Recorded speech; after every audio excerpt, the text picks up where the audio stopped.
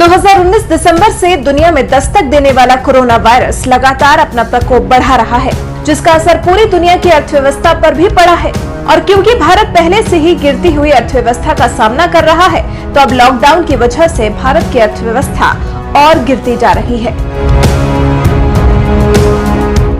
संयुक्त राष्ट्र संघ ने साल 2020 के लिए भारत के आर्थिक ग्रोथ रेट का अनुमान लगाया है और इसे घटाकर 1.2% कर दिया है। इसके अलावा वैश्विक अर्थव्यवस्था में भी 3.2% की गिरावट होने की आशंका व्यक्त की है।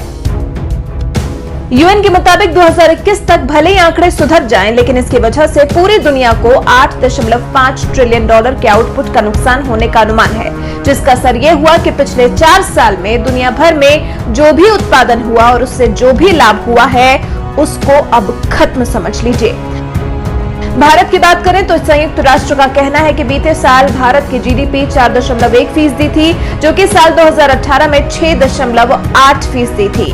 अब 2020 में तो नहीं, 2021 में ही भारत अपनी अर्थव्यवस्था में सुधार की उम्मीद कर सकता है। अगले साल भारत की इकोनॉमिक ग्रोथ 5.5% हो सकती है। इस रिपोर्ट में चीन की आर्थिक ग्रोथ को भारत से बेहतर होने का अनुमान लगाया गया है। रिपोर्ट में कहा गया है कि चीन की आर्थिक ग्रोथ 1.7% रह सकती है, जबकि भारत की ग्रोथ को यूएन की तरफ से 1.2% तक रहने का अनुमान लगाया गया है। इसके अलावा यूएन की तरफ से जारी रिपोर्ट में जो सबसे बड़ा झटका लगा है, वो है दुनिया के अमीर देश कहे जाने वाले अमेरिका और यूरोपीय देशों को। यूएन के मुताबिक अमेरिका, जापान और यूरोपियन यूनियन की आर्थिक ग्रोथ नेगेटिव में जा सकती है। अमेरिका की आर्थिक ग्रोथ का अनुमान -4.8% रहने का अनुमान है। वहीं जापान की ग्रोथ रेट -4.2% रहने का अनुमान है। ब्रिटेन का तो और भी बुरा हाल रहने का अनुमान है। ब्रिटेन की इकोनॉमी -5.4% रह सकती है।